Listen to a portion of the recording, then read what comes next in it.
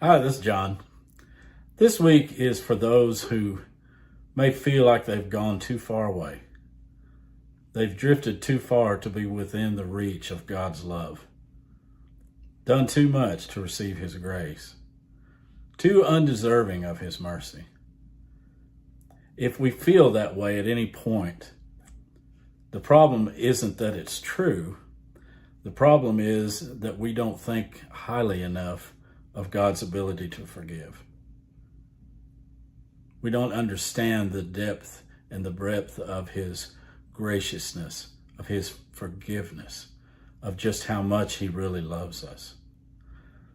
God is complete in and within Himself. He doesn't need anything from us. But yet, part of His attribute is that He loves. He is a loving and gracious God. Consider this week the story, the parable that Jesus tells in Luke chapter 15, that there were two sons, and the younger son asked his father for his share of the inheritance, and upon receiving it, went to a faraway place and spent it all living recklessly, until a famine came upon the land, and he found himself in such a desperate state that he was starving.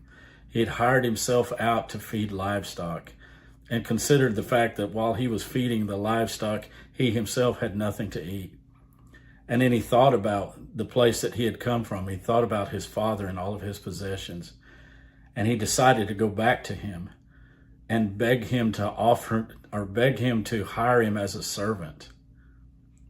And listen to what Jesus says happened. Verse 20, chapter 15 of Luke. And he arose and came to his father. But while he was still a long way off, his father saw him, felt compassion, and ran and embraced him and kissed him.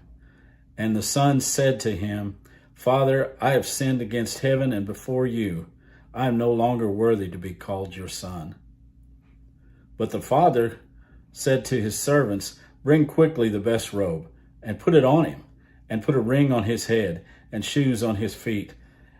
And bring the fatted calf and kill it, and let us eat and celebrate. For this my son was dead, and is alive again. He was lost and is found. And they began to celebrate. His father wasn't waiting with his arms crossed, ready to take revenge on that wicked son who had wronged him. His father showed his true heart in the fact that when his son returned, there was great cause for celebration. And he not only forgave him, he not only hired him as a servant, but he fully restored him to the place that he belonged, to the place that he was meant for. Now this very much offended the older son, because he asked his father, have I not been here this whole time? Have I not done what is right, basically? And his father answered him and said, You have always had with me, and I always will. You have your place. But this, your brother, he was dead. He was lost, but now he's alive and found. It's cause for celebration. In the same way that all of heaven celebrates when someone who is lost comes to know Christ.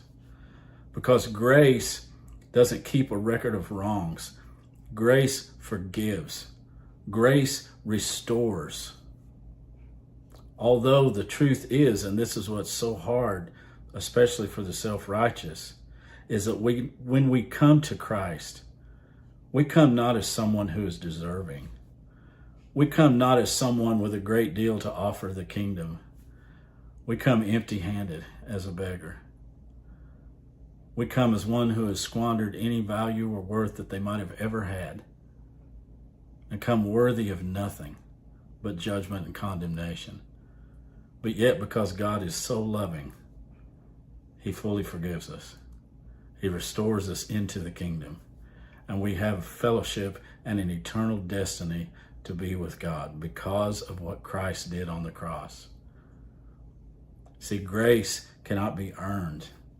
It can only be received. And if you feel like you've been in that faraway land, if you feel like you've squandered what God has given you, just know that grace is waiting for you. Just come to the cross. This week, Mary and Sherry are going to lead us in singing The Beggar and the King. Blessings.